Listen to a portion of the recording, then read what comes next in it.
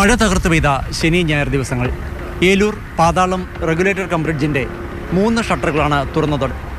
Shutter തുറന്ന് വെള്ളം ഒഴുകിയതോടെ പിന്നീട് പെരിയാറിൻ്റെ കൈവഴിയിൽ മത്സ്യക്കുരുതിയായിരുന്നു.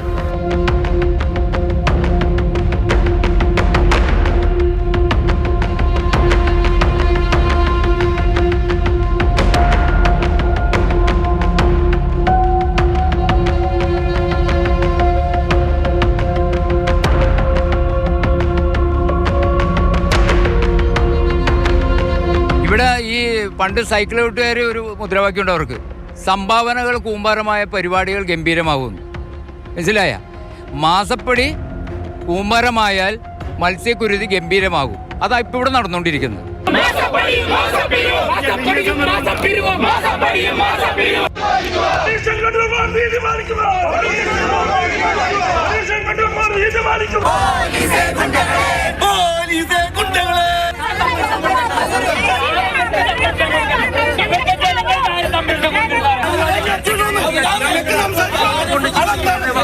വീട്ടിൽ പെട്ടെന്ന് പണി കഴിയുന്നത് മീൻകറി ഒന്ന് വെക്കുക, അതില്ലാത്ത ഒരു കുടുംബം പോലും ഇല്ല സത്യം പറഞ്ഞാൽ. പച്ചക്കറിക്ക് വിഷമടിച്ച് അങ്ങനെ, മീനുകളാണെങ്കിൽ ഇങ്ങനെ.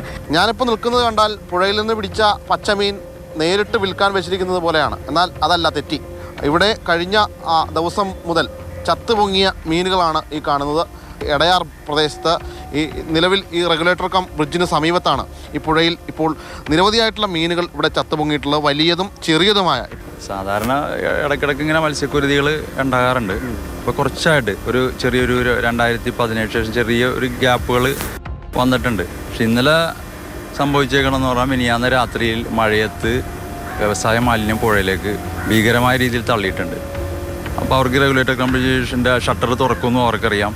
ഇന്നലെ രാവിലെ മുതൽ തന്നെ മത്സ്യങ്ങൾ ശ്വാസം കിട്ടാണ്ട് മുകളിലേക്ക് പൊങ്ങി നമ്മൾ PCBനെ വിവരം അറിയിച്ചിരുന്നു, നേരിട്ട് പോയി കണ്ട് പരാതിയും പറഞ്ഞിരുന്നു. പക്ഷേ ഇന്നലെ വൈകിട്ടായപ്പോഴത്തേക്കും ചത്തു പൊങ്ങാൻ തുടങ്ങി. റെഗുലേറ്റർ കം ബ്രിഡ്ജിൻ്റെ ഷട്ടറുകളും വൈകുന്നേരം ആയപ്പോൾ 3 തുറന്നു. അപ്പോൾ ഇപ്പുറത്തെ ഭാഗത്തേക്കും വെള്ളം വന്നപ്പോൾ ഇവിടെ നിന്ന് അങ്ങോട്ട് വരാപ്പുഴ, കോതാട് ഈ മേഖലകളിലൊക്കെ എല്ലാം മീനുകൾ ഒരുപാട് ചത്തു പൊങ്ങിയിട്ടുണ്ട്. ശാന്തസുന്ദരമായി ഒഴുകിയ പെരിയാറുന്ന ഒരു ശവപ്പറമ്പ് പോലെയാണ്. എങ്ങെങ്ങ് നോക്കിയാലും ഈ കാണുന്നതെല്ലാം മീനുകളുടെ ജഡമാണ്. വിഷവെള്ളമാണ്. കാരണം പോയിസനായിട്ടുള്ള വെള്ളം പുഴയിലേക്ക് ഒഴുകിയിട്ടുണ്ട്. കാരണം ഇന്നലെ വൈകിട്ടാണിത് ഇപ്പോൾ മീനൊക്കെ ഇങ്ങനെ പതുക്കെ പൊങ്ങാൻ തുടങ്ങിയത്. അപ്പോൾ തന്നെ ഞങ്ങളെല്ലാവരും അലർട്ടായിരുന്നു. കാരണം വെച്ചാൽ എല്ലാവരും അറിയിച്ചു. കാരണം ഈ പുഴ കൊണ്ട് ജീവിക്കുന്ന ആൾക്കാരാണ്, ഈ സമീപത്തിലുള്ള എല്ലാവരും പുഴ കൊണ്ട് ജീവിക്കുന്നവരാണ്. കാരണം ഇപ്പോൾ വലയുണ്ട്, കണ്ട ചീന വലകളുണ്ട്. ഈ ചീന വലയൊക്കെ 3 മുതൽ 4 ലക്ഷം രൂപ ചിലവാക്കിയിട്ടാണ് ഓരോ വല ഇടുന്നത്. പിന്നെ കൂട് കൃഷി, അപ്പോൾ നിങ്ങൾ കണ്ടാലേ കൂട് കൃഷി കണ്ടാലേ, ഇതൊക്കെ 10-15 ലക്ഷം രൂപ മുടക്കി ഡെയിലി ആളെ 1-2 പേരെ മീൻ തീറ്റ കൊടുക്കാനും എല്ലാത്തിനും വെച്ചിട്ടാണ് ഇത് നോക്കിയിട്ടാണ് ഇത്ര ഒരു 15 ലക്ഷം രൂപയെങ്കിലും മുടക്കുന്നുണ്ട്. നമുക്ക് വരുമാനം കിട്ടുന്നത് ലാസ്റ്റിൻ്റെ തീരുമ്പോൾ ഒരു ഒടുക്കത്തിലാണ് നമുക്കിൻ്റെ വരുമാനം കിട്ടുന്നത്.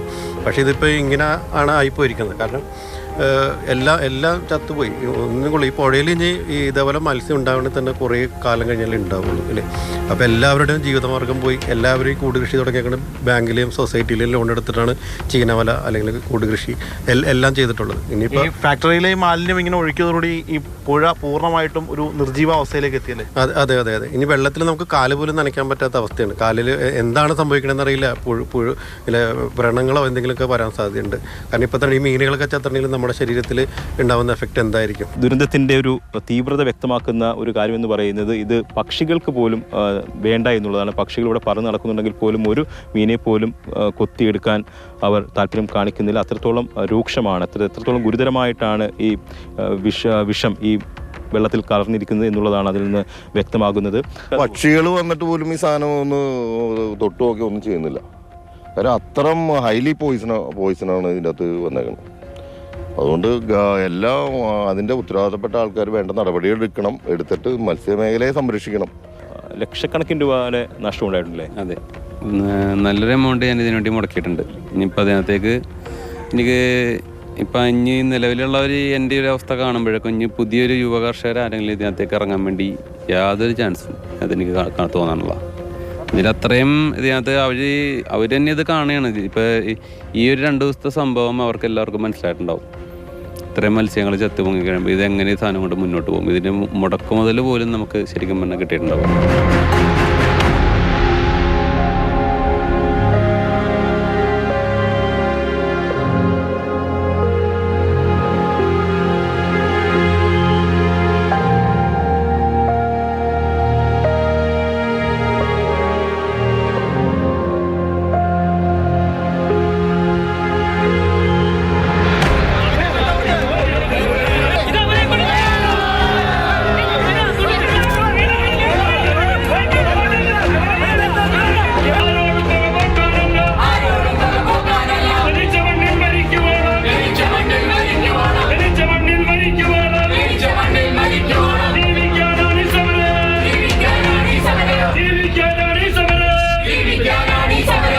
കോൺഗ്രസ് ജനപ്രതിനിധികൾക്ക് പുറമെ സമരസ്ഥലത്തേക്ക് മറ്റനവധി സംഘടനകളും പരിസ്ഥിതിപ്രവർത്തകരും കൂടി എത്തിയതോടെ സമരത്തിൻ്റെ ഗതി ആകെ മാറി. മീൻ ഉൾപ്പെടെ മലിനീകരണ നിയന്ത്രണ ബോർഡ് ഓഫീസിലേക്ക് വലിച്ചെറിയുന്ന സ്ഥിതിയിലേക്കെത്തി. ജീവന്റെ തുടിപ്പില്ലാതെ പെരിയാറിന്റെ ജലം നിശ്ചലമായതോടെ ജനരോഷം അണപൊട്ടി. പൊല്യൂഷൻ കൺട്രോൾ ബോർഡ് ഓഫീസിലേക്ക് പരിസ്ഥിതി പ്രവർത്തകരും കോൺഗ്രസും AIYF ഉൾപ്പെടെ സമരരംഗത്തേക്ക് ഇറങ്ങിത്തിരിച്ചു.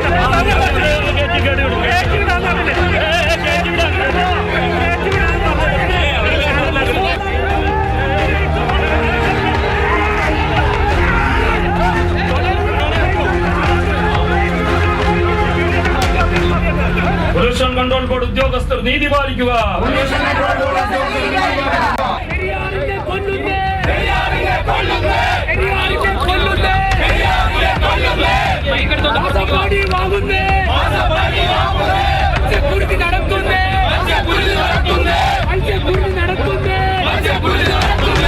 PCB ഓഫീസിന് പുറത്ത് വലിയ പ്രതിഷേധമുയരുമ്പോൾ അകത്ത് കോൺഗ്രസ് ജനപ്രതിനിധികളും പ്രവർത്തകരും അസിസ്റ്റന്റ് എഞ്ചിനീയറെ ഉപരോധിച്ചു.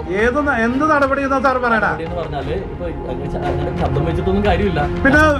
പിന്നെ ജനങ്ങളുടെ കാര്യമാണ്. ശബ്ദം വെക്കണവർക്ക് വെക്കുകയും ചെയ്യും. ശരി, നിങ്ങൾ വെക്കെങ്കിലേ അങ്ങനത്രയല്ലേ ഉള്ളൂ. അപ്പൊ ഞാൻ പറഞ്ഞതാണ് താൻ കാണാം. ഇനി ഇത്ര നേരം മര്യാദയായിരുന്നു. ഇനി മര്യാദയുടെ ഭാഷ പറയാൻ ഞങ്ങൾക്കറിയാം. പറഞ്ഞോളൂ, നിങ്ങൾക്ക് പറയാമല്ലോ. നിങ്ങളുടെ ചെയറിനെ മാനിച്ചുകൊണ്ടാണ് ഇത്ര നേരം പറഞ്ഞ. തുടർന്ന് ചീഫ് എഞ്ചിനീയറുടെ രംഗപ്രവേശം. ചീഫ് എഞ്ചിനീയറെ പരിസ്ഥിതി പ്രവർത്തകർ വഴിയിൽ തടഞ്ഞു.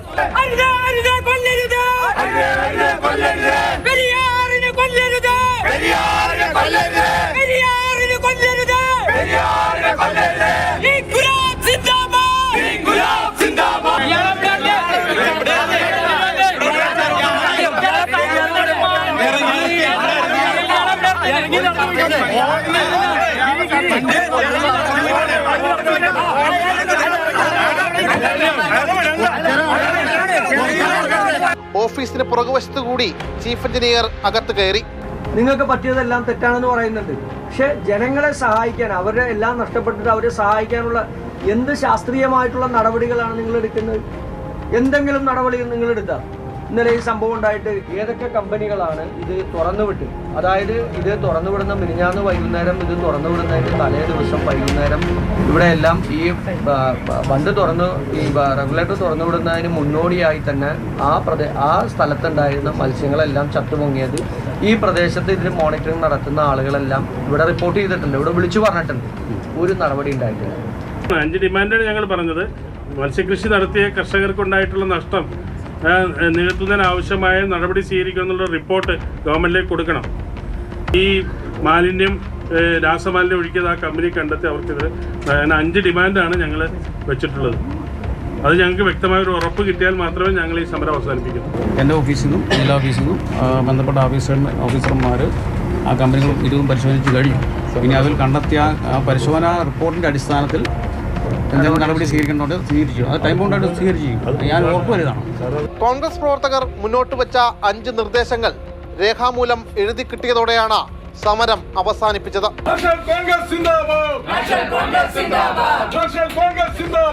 ഇന്നിപ്പോൾ ഞങ്ങൾ നടത്തിയ ഈ സമരത്തിൽ അതിൻ്റെ അവസാനം എന്നുള്ള രീതിയിൽ 5 തീരുമാനങ്ങൾ ഈ ഉദ്യോഗസ്ഥന്മാർ ബോർഡ് ചെയർപേഴ്സണുമായി ബന്ധപ്പെട്ട് ഫോണിലൂടെ കൂടിയാലോചിച്ച്, MLAയും അതുപോലെ തന്നെ ചീഫ് എൻവയോൺമെൻറ്റൽ ഓഫീസറുമായി കൂടിയാലോചിച്ച് തീരുമാനമെടുത്ത് ഇന്ന് അത് രേഖയായി ഞങ്ങൾക്കത് മിനിറ്റ്സായി നൽകിയിരിക്കുന്നു. ഈ സമരം ചെയ്ത നിരവധി ആളുകളുണ്ട്, വിവിധ രാഷ്ട്രീയ സംഘടനകളുണ്ട്. ഭരിക്കുന്ന പാർട്ടിയുടെ സംഘടനയായിട്ടുള്ള CPIയുടെ യുവജന സംഘടന AIYF ഉൾപ്പെടെയുള്ള സംഘടനകൾ ഈ സമരവുമായി ബന്ധപ്പെട്ട് ഇവിടെ എത്തിച്ചേർന്നു. നിരവധി കർഷക സംഘങ്ങൾ ഇവിടെ എത്തിച്ചേർന്നിട്ടുണ്ട്, കർഷകരെത്തിച്ചേർന്നിട്ടുണ്ട്, ജനപ്രതിനിധികൾ എത്തിച്ചേർന്നിട്ടുണ്ട്. എല്ലാവരുടെയും സമരത്തിൻ്റെ ആവശ്യമെന്നുള്ള രീതിയിലാണ് ഈ ആവശ്യം ഇവിടെ അംഗീകരിച്ചിരിക്കുന്നത്. ഇത് സമയബന്ധിതമായി പൂർത്തീകരിക്കുന്നില്ലെങ്കിൽ വരും ദിവസങ്ങളിൽ അതിശക്തമായിട്ടുള്ള സമരത്തിന് ഞങ്ങൾ നേതൃത്വം കൊടുക്കും. ഈ നാട്ടിലെ ജനങ്ങളുടെ ജീവനും സ്വത്തും സുരക്ഷിതമാക്കാനുള്ള നടപടികൾ സർക്കാരിൻ്റെ ഭാഗത്ത് നിന്നും ഉണ്ടായില്ലെങ്കിൽ ഗുരുതരമായ പ്രതിസന്ധി സർക്കാരിനുണ്ടാകും. അതിശക്തമായിട്ടുള്ള സമരത്തിന് ഞങ്ങൾ നേതൃത്വം കൊടുക്കുകയും ചെയ്യും.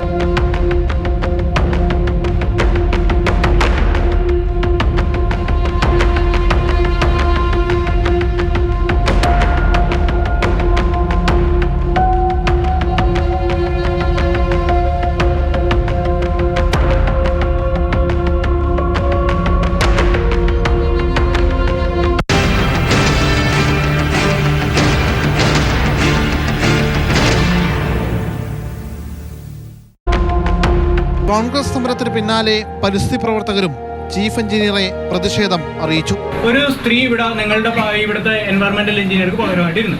ആ സ്ത്രീയോട് എന്തു പറഞ്ഞാലും വെറുതെ മിണ്ടാണ്ടിരിക്കും, ചിലപ്പോൾ ചിരിക്കും, ചിലപ്പോൾ നിർവികാരമായിട്ടിരിക്കും. ഇങ്ങനെ ഒരാളല്ലല്ലോ നമ്മൾ സർവൈലൻസ്. ബാബുരാജിന് അറിയാലോ നമ്മുടെ സർവൈലൻസ് സെന്റർ ഇവിടെ ഉണ്ടാക്കുമ്പോൾ ഞങ്ങൾ നിങ്ങളൊക്കെ ആയിട്ട് ബന്ധപ്പെട്ട് തന്നെയാണ് ഇത് ഉണ്ടാക്കിയത്. അങ്ങനെ ഉണ്ടാക്കുമ്പോൾ എന്ത് ഉദ്ദേശത്തോടെ ഉണ്ടാക്കിയെന്ന് ബാബുരാജിന് അറിയാലോ. അങ്ങനെയുള്ള ആളുകളാണ് ഇവിടെ പേജിരുന്നത്. ഈ സജീഷിനെ പോലെ ഇത്ര നിരുത്തരവാദപരമായിട്ട് പ്രവർത്തിക്കുന്ന ഒരാളെയാണ് ഇവിടെ ഇരുത്തേണ്ടത്. ഇത്രയും കമ്പനി 286 കമ്പനികൾ പ്രവർത്തിക്കുന്ന 106-ലധികം റെഡ് കാറ്റഗറി വ്യവസായങ്ങൾ പ്രവർത്തിക്കുന്ന ഒരു ഏരിയയിൽ ഇത്ര നിരുത്തരവാദപരമായി പ്രവർത്തിക്കുന്ന ആളുകളെയാണ് ഇവിടെ അപ്പോയിന്റ്മെന്റ് ചെയ്യേണ്ടത്. ആണോ? വേണ്ട. ജനങ്ങൾ വന്ന് പരാതി പറയുമ്പോൾ ആ സെന്ററിലേക്ക് വന്ന് ഒരു സാമ്പിൾ എടുക്കാനുള്ള സാമാന്യ മര്യാദ കാണിക്കാത്ത ആളുകളാണ് ഇവിടെ ഇരുത്തേണ്ടത്. എനിക്ക് മനസ്സിലാവുന്നില്ല. ഇപ്പൊ പറഞ്ഞല്ലോ എങ്ങനെയാണ് സാമ്പിൾ എടുത്തത്, എന്നാണ് എടുത്തത്, എപ്പോഴാണ് എടുത്തത് എല്ലാം പറഞ്ഞു. ഇനി നിങ്ങൾ എങ്ങനെയാണ് മീൻ ഓടി കരയിലൊക്കെ കയറുന്ന ദൃശ്യങ്ങളാണ് നിങ്ങളൊന്ന് നോക്കത്. രാത്രിയിലെടുത്താണ്. രാത്രിയിൽ ഒരു 8 മണിയായിട്ടുണ്ടാവും. ഈ സംഭവം അറിഞ്ഞ ഉടനെ ഞാൻ പോയെടുത്തതാ. ഒന്ന് നോക്കിയേ. ആ സമയത്തൊക്കെ ഇങ്ങനെ ആ മീനെ നിങ്ങൾ എടുത്തു വെച്ചിരുന്നെങ്കില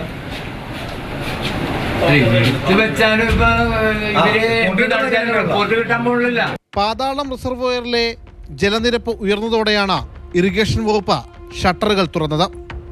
എന്നാൽ ഷട്ടർ തുറന്നത് പൊല്യൂഷൻ കൺട്രോൾ ബോർഡിനെ അറിയിച്ചില്ല എന്നായിരുന്നു അവരുടെ വാദം. ഇക്കാര്യത്തിൽ ഇരുവരും പരസ്പരം പഴിചാരി. ഇങ്ങനെ ഒരു ഇൻസിഡന്റ് ഇപ്പോൾ ഷട്ടർ ഇങ്ങനെ ഓപ്പൺ ചെയ്യുമ്പോൾ കാര്യം ഇത്രയും കഴിഞ്ഞ വർഷങ്ങളിലെല്ലാം സംഭവിച്ചതാണ്.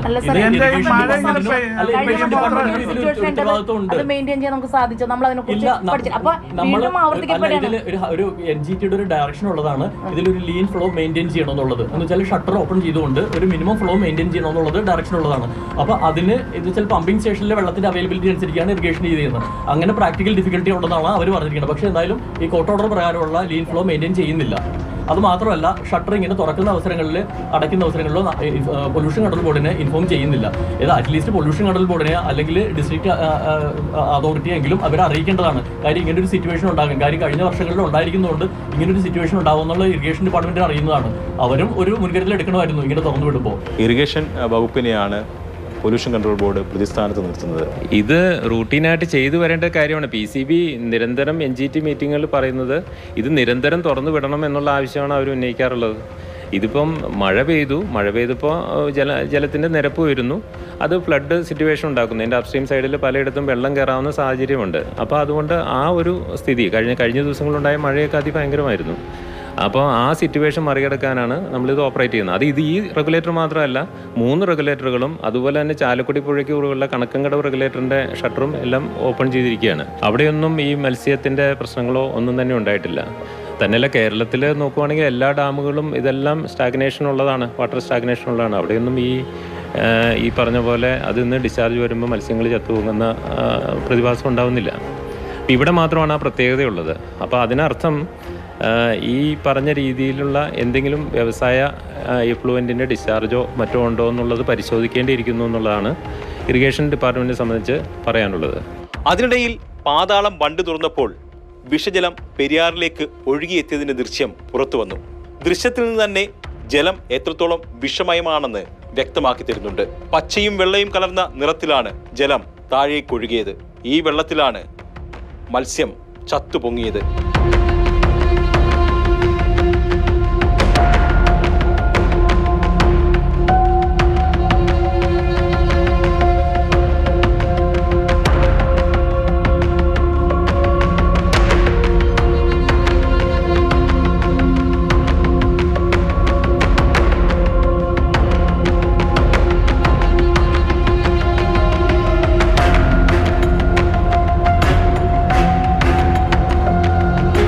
ഇപ്പോഴത്തെ മാത്രം സംഭവമല്ല.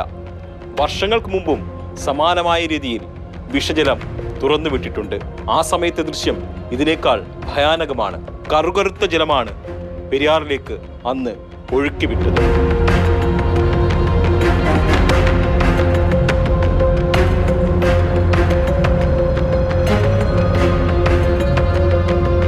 ഇത് ഒരു തുടർക്കഥയാവുകയാണ്. അന്വേഷണങ്ങളും സമിതികളും എല്ലാം നിയോഗിക്കുന്നുണ്ടെങ്കിലും ദുരന്തം ആവർത്തിച്ചു കൊണ്ടേയിരിക്കുന്നു. അതിന്റെ ഇരയാകുന്നത് പാവപ്പെട്ട മത്സ്യത്തൊഴിലാളികളും പെരിയാറിന്റെ ഇരുകരകളിലും ജീവിക്കുന്ന സാധാരണ ജനങ്ങളും.